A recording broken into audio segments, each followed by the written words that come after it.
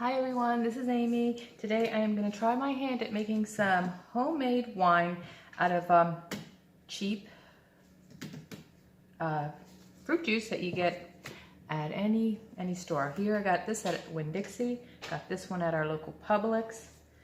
It has to be 100% juice. You got to make sure it has no preservatives in it. You can also use frozen juice, whatever you like. It can be any type of juice. I am using the recipe and I'm going to try and be very strict and do exactly what he says. I'll give you the link in the description. He goes by the name of Paw Paw, and so he's the master at this. So far as what I see, I consider him the master at making this concoction. Now he says that somebody did a testing on this, and it can be from 15 to 20% alcohol, which is a lot of alcohol. And it's way more than what your wine that you buy in the store, which is about 12 to 14%. Now this is pretty cheap. The easiest way is I'm going to do another video. Hopefully you'll like and subscribe and hit that bell, and then join me on the other videos to see how I do on this. But for now, we are going to start with this one. This one, like I said, I'm going to do strictly the way he said, exactly what he said, and try not to mess it up. The other ones I'm going to do a little more, I'm going to change it up, add my own flair, plus, you know, things that I watched on other people's videos. But to make sure that I at least get the basics down, I'm doing exactly what he says. So I have a white grape juice here, 100%. It has ingredients: grape juice from concentrate, water, white concentrated, ascorbic acid, potassium. The only thing I'm not sure about, and I didn't look it up, is the metabisulfite citric acid. I'm hoping that's not a preservative, because if it has a preservative, it's not going to work. But all the white ones, for some reason, white grape has something in it like that. The grape juice does not. It's just pretty much grape juice from an ascorbic acid, whatever the heck it is. So that's it. So this is what I'm going to do. I'll start with the white. I sterilized everything to make sure I didn't do anything wrong. I am going to take 16 ounces, 2 cups approximately, out of here. The reason why you got to remove some, because you're adding sugar.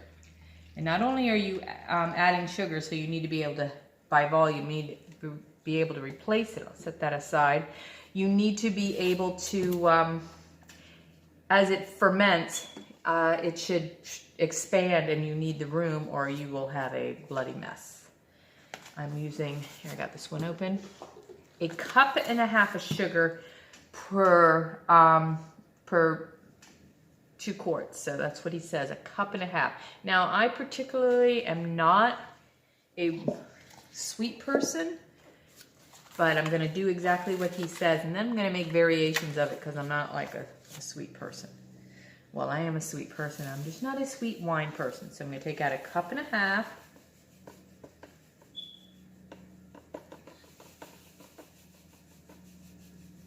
And I got this 2-cup thing from the Dollar Tree.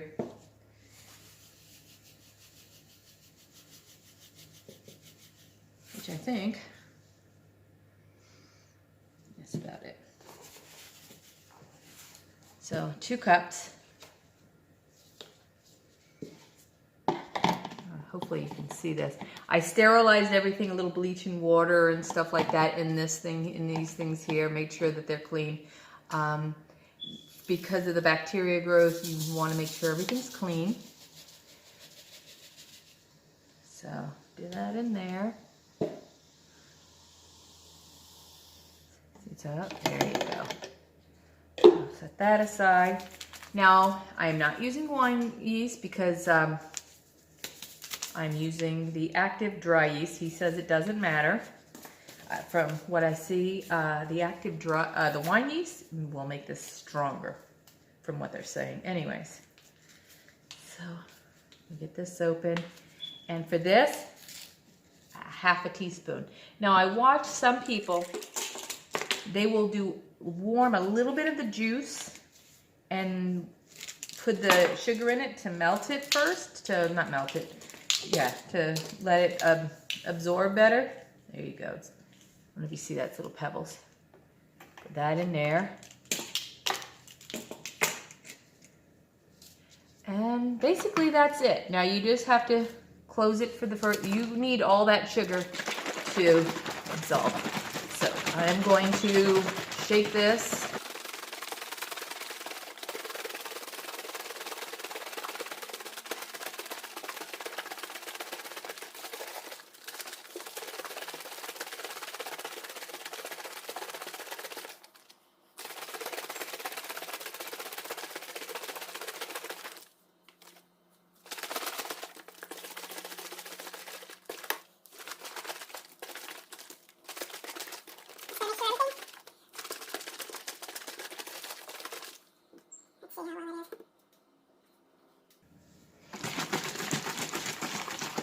I can feel it getting harder. That's going to be from the yeast activating, which is what makes the alcohol.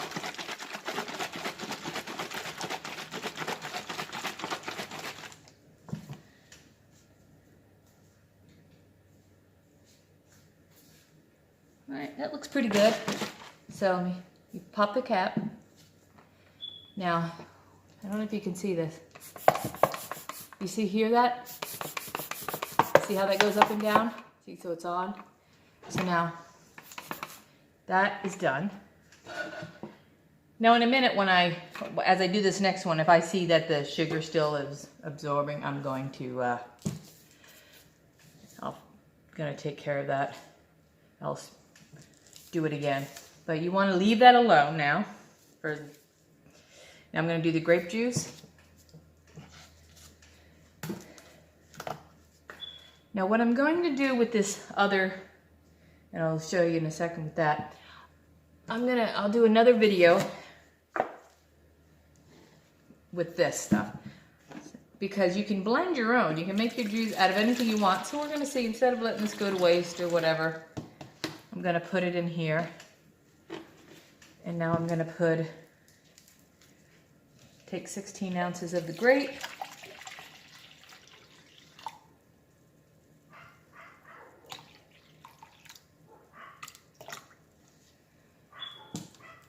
Put it in there.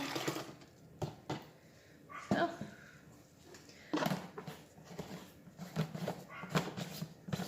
I don't know what kind of wine that'll make, but we'll see. So we'll set that aside, and now we need another 1.5 cups of sugar.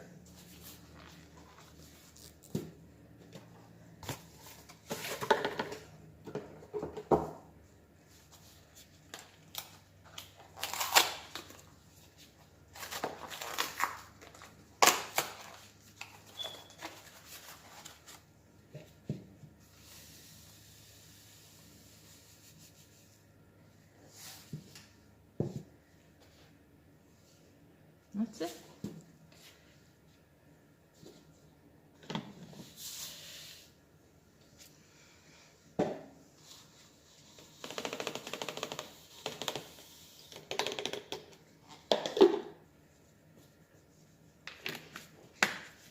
I'm going to shake this a little bit first before I put because these are like these granules. I think the activated yeast takes longer. So just to see.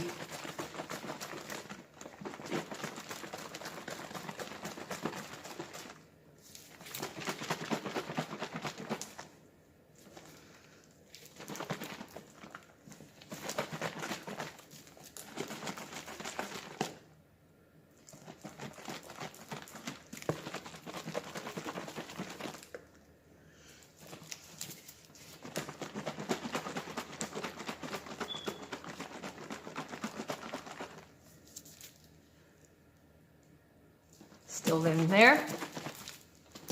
So this is really the hardest part, is just doing this, and it's really not that hard. Like I said before, some people, they warm it up. You don't want to get it too hot because you don't want it to kill off what it needs in there to make the wine, to make it, you know, turn into alcohol.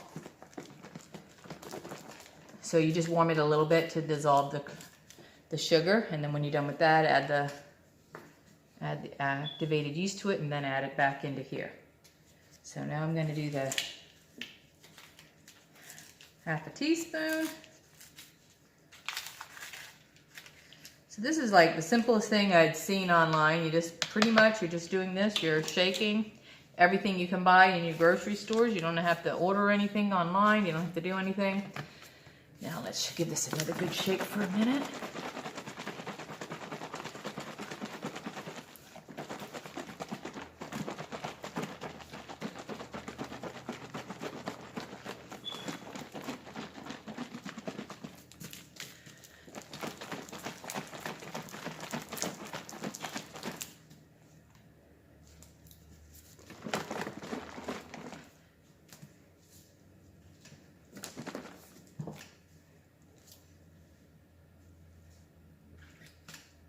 That's it, and again.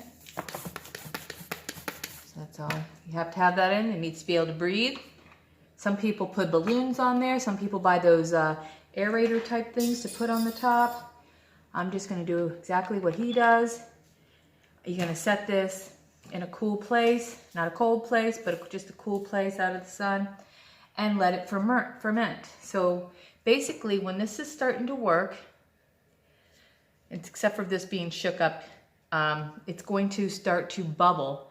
That's when the yeast is eating the sugar, and that's what does the whole wine processing, and it will bubble up, and a lot of gases are going to come through. That's why, like I said, you need to leave these open. It's going to might take about 3 weeks, and then maybe you want them, if you can wait, you let it sit another week until it stops bubbling completely, and then you'll have your wine. It just takes about 3 weeks, but you got to wait till that last bubbling is, until it, until it's done for doing all its fermenting.